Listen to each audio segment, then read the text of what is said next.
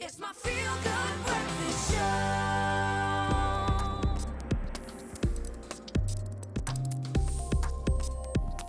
Hey, it's a Monday morning. Welcome back to the show. Time right now for your tech digest with our tech expert, Bryan Smith. Now, nature is a continuous source of inspiration, and today we're going to find out and look at 4 important tech innovations that were directly influenced by nature. You might not have known this, but this might just blow your mind. Dude, good to see you. Hope you had a good weekend. I did. Thank you for having me back. All right, so first one, Velcro.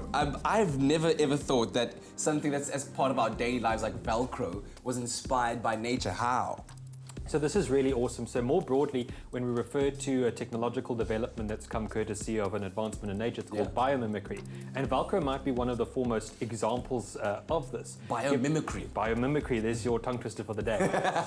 So biomimicry, Velcro actually inherits its properties from burdock burrs, which are a kind of spur or thorn you might attract on your sock, or if you have a furry companion when you go hiking. And researchers managed to reinvent the cross-stitching mechanism of these spurs and then put it into fabric, which we now use as Velcro strips today.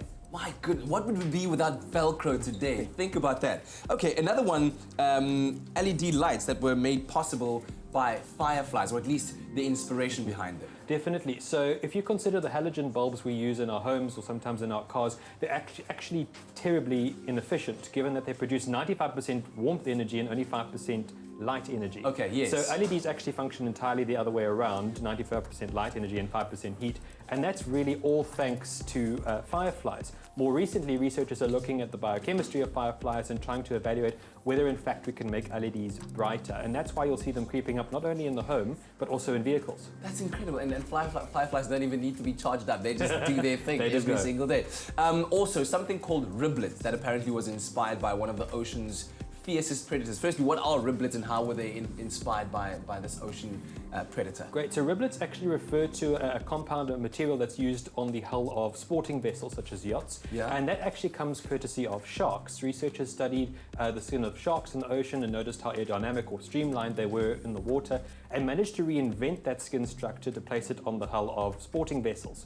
Interestingly enough, when this technology was first introduced around 1987, it was so effective, it was actually panned because it gave vessels an unfair advantage. Oh my goodness. But it is quite commonly used today. That's incredible. And then finally, Japanese engineers that were inspired by the aerodynamic ability of a certain kingfisher that inspired them to then design their train, a bullet train. Definitely. So bullet trains might be a really great way to travel, but they can give their passengers really bad headaches simply because they are so loud. Yes. And Japanese researchers studied the aerodynamics of the kingfisher bird, specifically how quick and quiet it is when swooping down on prey, and managed to reverse engineer its beak structure for application on trains, which is why you'll notice a lot of bullet trains have longer noses, so to speak. Yes. That's incredible stuff. So nature truly is the best innovator out there. The source of inspiration. To just biomimic it every single day. Thank you very much. Some really, really insightful stuff. And of course, we really appreciate Bryan letting us into his knowledge about all of this. Of course, you can check out the latest in the world of technology on our website, expressoshow.com. Also follow Bryan at Bryan Smith SA.